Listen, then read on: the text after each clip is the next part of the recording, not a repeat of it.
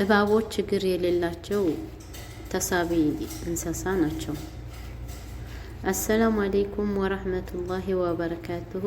ውድና የተከበራችሁ የተወደዳችሁ ውድ ቤተሰቦቼ እንደምን አላችሁ? ከኔ ጋር ሰላም ነኝ። ስለ ዛሬው እንግዲህ ስለ እባብ ምንነት ታውቃላችሁ?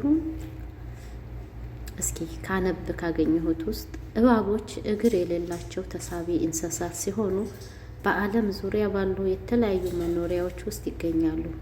ስለ እነርሱ አንዳንድ መረጃዎች አሉ።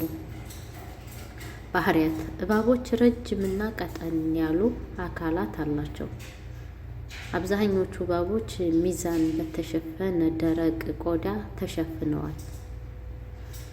እነሱ ቀዝቃዛ ደግሞ ያላቸው እንስሳት ናቸው። ይህ ማለት የሰውነታቸው ሙቀት በአካባቢያቸው ላይ የተመሰረተ ነው። እባቦች እንደ ዝርያቸው በመርዝ ወይም በመጨፍለቅ አደኖችን ይይዛሉ። መኖሪያ: እባቦች በጫካዎች፣ በበረሃዎች፣ በሜዳዎች እና በውሃ ውስጥ ይገኛሉ። በአንታርክቲካ በስተቀር በሁሉም ሀገሮች ይገኛሉ። አንታርክቲካ ግን እባብ የለም ማለት ነው። ምግባቸው: አብዛኞቹ እባቦች ስጋ በል ናቸው። የሚበሉት እንስሳት እንደ ነፍሳት፣ እንቁራሪት፣ አይጦች፣ ወፎች እና ሌሎች ተሳቢ እንስሳት ናቸው። አንዳንድ ትልቅ እባቦች እንደ አጋዘን ያሉ ትላልቅ እንስሳትን ሊበሉ ይችላሉ። አደገኝነታቸው: አንዳንድ የእባብ ዝርያዎች መርዛማ ናቸው። መርዛማ እባቦች ንክሻ ለሰዎችና ለእንስሳት አደገኛ ሊሆን ይችላል። እንደ ኮብራ፣ ቫይፐር እና ራትል እባቦች ያሉ አንዳንድ ዝርያዎች በጣም መርዛማ ናቸው። የእባብ ጠቀሜታው: እባቦች በአካባቢዎች ውስጥ ሚዛናዊ ሚና ይጫወታሉ። ምንድን ነው ብላችሁ ካላችሁ የአይጦችንና ሌሎችን ተባዮችን ቁጥር በመቆጣጠር ይረዳሉ። አንዳንድ ሰዎች ቤታቸው አይጥና ተባይ ከሌለ እያደገ ያለ እባብ እንዳለ ተጠራጠሩ ይላል። እንግዲህ ሰምታችኋል። ቤታችሁ አይጥና ተባይ ከሌለ እባብ ገና እያደገ ያለ እባብ በውስጥ እንዳለ ማወቅ አለባችሁ። እያንዳንዳችሁ መርምሩ ራሳችሁን። የእባብ መርዝ ለመድኃኒትነት ያገለግላል። እባብና ሔዋን መግባባታቸው አልገረምህም? አሁኖቹ ግን ለምን ይፈሩታል? እና ውድ ቤተሰብ ስለ እባብ ይህን ያህል ካልኳችሁ፣ እናንተስ እባብ ምን ያህል ትፈሩታላችሁ? ለምንስ ትፈሩታላችሁ? እንደው ይነክሰናል ይነድፈናል ብላችሁ ወይስ ደግሞ ገና ስታዩት ያስፈራችኋል? እችን በዚህ ምድር ላይ እባብን አልፈራም የሚል ሰው ያለ አይመስለኝም። አሁን ግን ከጽሁፎችም ስንነሳ እባብ መድኃኒትነቱ ተባይና አይጥ እንዳይወርሰን ይጠቅማል ነው የሚለው። እሺ ተባይና አይጥ እንዳይወርሰን ይጠቅማል ብለን ስንል ደግሞ ብንበላስ አይነድፈንም እንዴ?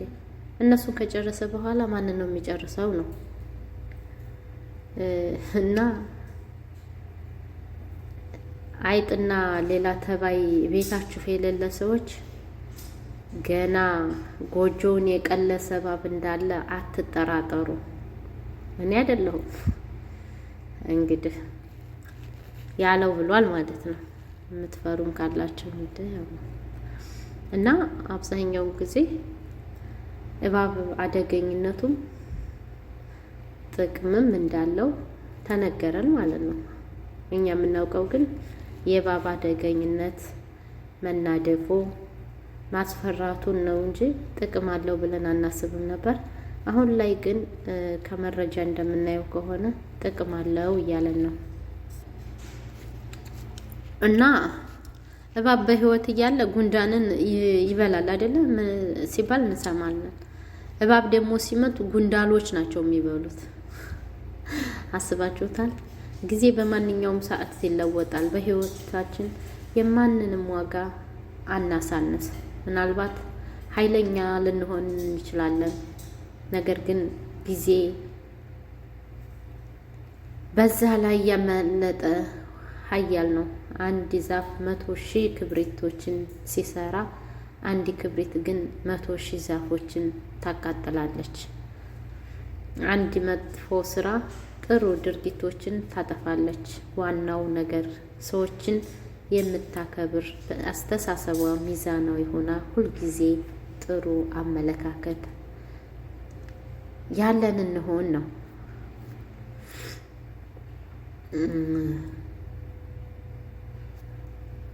ስለዚህ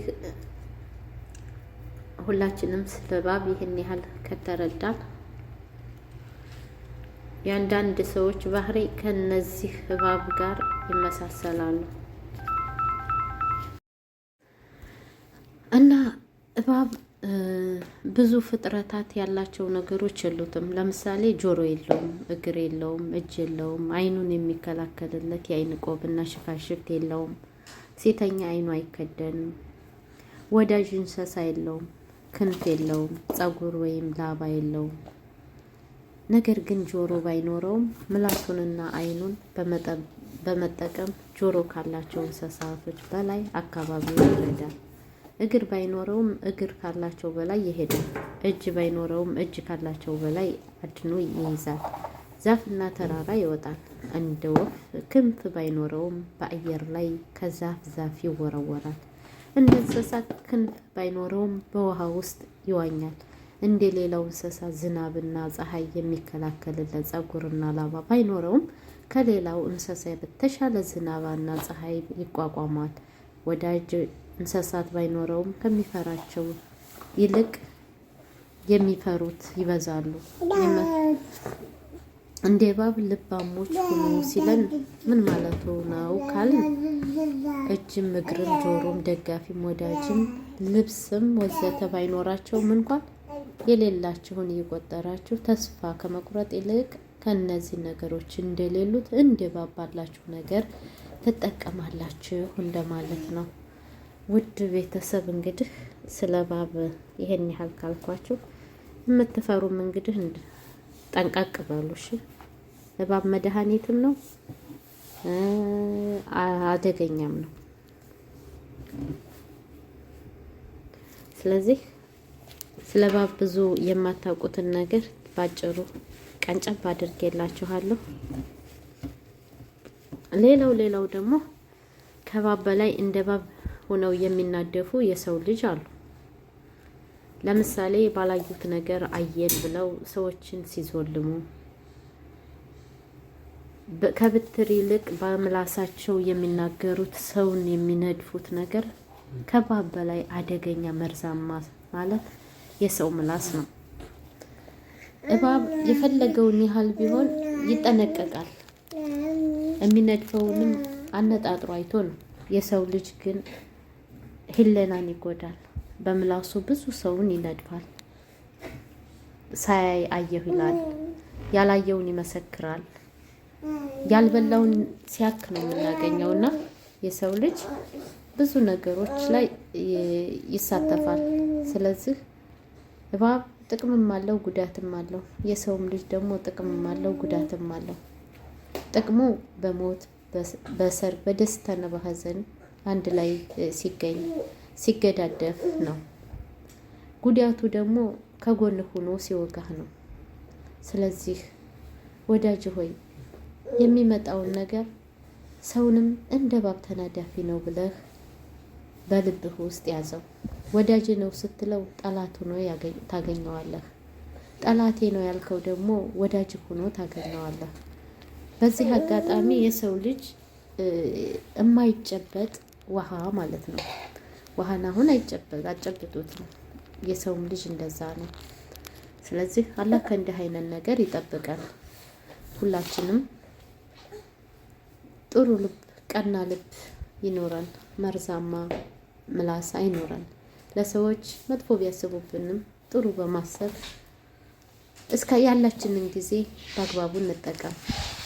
ውድ ቤተሰብ ይህንን ቪዲዮን ከወደዳችሁት ላይክ፣ ሼር፣ ኮሜንት እያደረጋችሁ ሀሳብ አስተያየታችሁን አጋሩኝ። በተረፈ እወዳችኋለሁኝ። አላህ ሀገራችንን ሰላም ያደርግልን። ወጣ ወጣ በሉ ግሩቦች ወጣ ወጣ በሉ